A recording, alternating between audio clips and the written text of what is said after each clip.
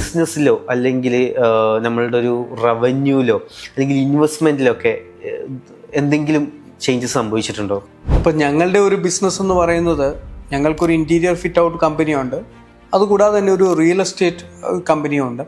ഇപ്പോൾ real estate കമ്പനിയുടെ ഒരു ആസ്പെക്റ്റിൽ പറഞ്ഞു കഴിഞ്ഞാൽ ഡെഫിനറ്റ്ലി ഇങ്ങനെ ഒരു കാര്യം കേൾക്കുമ്പം ആളുകൾക്കൊരു പേടി ഉണ്ടാവും. പ്രത്യേകിച്ച് of plan projects. Of plan എന്ന് പറഞ്ഞു കഴിഞ്ഞാൽ പ്രോജക്റ്റ് ലോഞ്ച് ചെയ്യുന്നതിന് മുമ്പേ തന്നെ അവർ ബുക്ക് ചെയ്യുക എന്നുള്ള രീതിയാണല്ലോ. അപ്പോൾ ആളുകൾക്ക് ഡെഫിനറ്റ്ലി ഒരു കൺസേൺ ഉണ്ടാവും, ഇനി എന്താണ് സംഭവിക്കാൻ പോകുന്നത്, യുദ്ധം നീളുമോ, ഇങ്ങനെയൊക്കെ ഒരു കൺസേൺ ഉണ്ട്.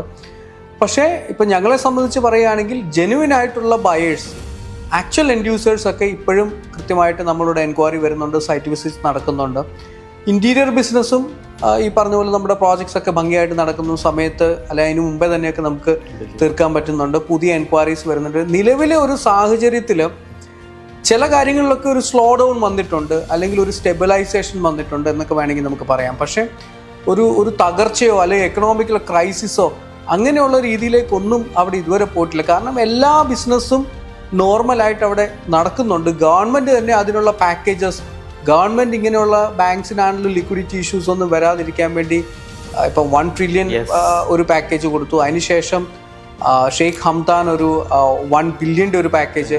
അപ്പോൾ ഇതെല്ലാം ചെയ്യുന്നതുകൊണ്ട് അവിടെ അങ്ങനെ ഒരു നിലവിലെ സാഹചര്യത്തിൽ അങ്ങനെ ഒരു വലിയ ഇഷ്യൂസോ കാര്യങ്ങളായിട്ട് വന്നിട്ടില്ല.